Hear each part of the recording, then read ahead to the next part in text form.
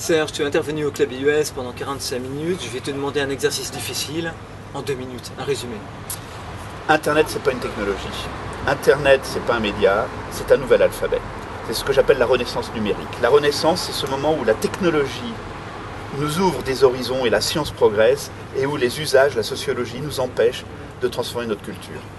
À quoi sert cet alphabet Internet? À écrire un monde basé sur l'intelligence collective, et plus du tout sur une seule intelligence individuelle.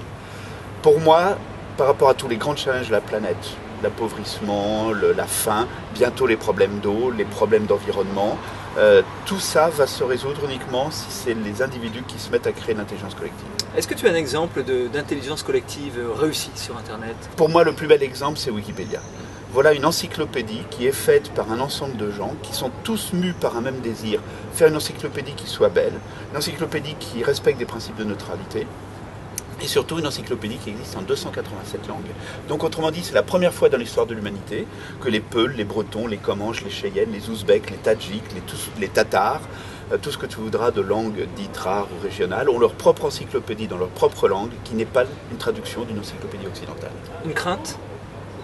Une crainte, c'est que le monde d'avant détruisent Internet, on le voit déjà, les hommes politiques à peu près toute la planète, sauf Obama qui se débrouille bien, mais en France comme ailleurs, les hommes politiques veulent détruire Internet, quoi qu'ils en disent, et ma crainte c'est qu'on arrive dans un système plutôt totalitaire. Google a une position dominante extrêmement forte, 94% des requêtes en France se font sur ce moteur de recherche.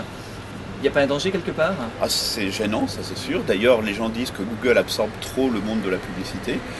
Moi, je ne vois que l'éducation pour expliquer aux gens qu'il peut y avoir d'autres sources d'informations que Google lui-même. Ton activité en 2 mots, je crois que tu es dans plusieurs startups, hein? Ah oui, j'ai créé 4 startups et j'ai mis de l'argent dans d'autres startups. Pour moi, ce côté entrepreneuriat me passionne parce que ça me permet non seulement d'analyser le monde tel qu'il est, cette renaissance numérique que nous vivons, mais en plus, modestement, de participer à la création du monde de demain. Un lien sur lequel on peut te retrouver sur Internet? Oui, almatropie.org, ou mes startups Soyuz ou Scanderia, ma dernière création. Serge, merci beaucoup.